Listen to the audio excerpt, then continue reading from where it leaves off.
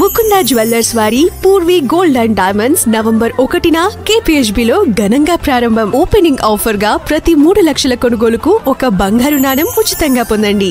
శ్రీకాకుళం జిల్లా కాశీబుగ్గలో 9 మంది భక్తులు మరణించిన వెంకటేశ్వర స్వామి ఆలయంపై ఆసక్తికర కథనాలు ప్రచారంలో ఉన్నాయి. దాదాపు 12 ఎకరాల్లో కొత్తగా నిర్మించిన ఈ ఆలయాన్ని ఏడాది క్రితమే ప్రారంభించారు. ఒడిశా రాజకుటుంబానికి చెందిన హరి ముకుంద పండా అనే 95 ఏళ్ల వృద్ధుడు తన సొంత ఖర్చులతో ఈ ఆలయాన్ని నిర్మించారు.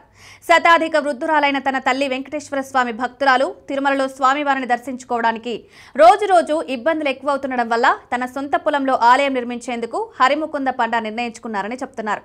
తిరుమలలో శ్రీవారి దర్శనానికి ఆయన వెళ్లినప్పుడు చాలా ఇబ్బంది పడ్డారని, ఆ రోజు ఆయన్ను క్యూ లైన్ నుంచి పక్కకు తోసినట్లు చెప్తారు. తనకు ఎదురైన ఈ అనుభవాన్ని జీర్ణించుకోలేకనే హరిముకుంద పండా తన కాశీబుగ్గలో సొంతూరు ఆలయ నిర్మాణానికి శ్రీకారం చుట్టారు. 2018లో ఆలయ నిర్మాణాన్ని ప్రారంభించిన ముకుంద పండా 2023 డిసెంబర్ నాటికి నిర్మాణం పూర్తి చేశారు.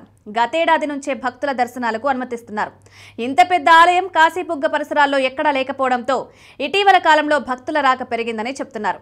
ఇక శనివారం కార్తీక ఏకాదశి కావడంతో సుమారు 10,000 మంది భక్తులు ఒకేసారి వచ్చినట్లు అంచనా వేస్తున్నారు.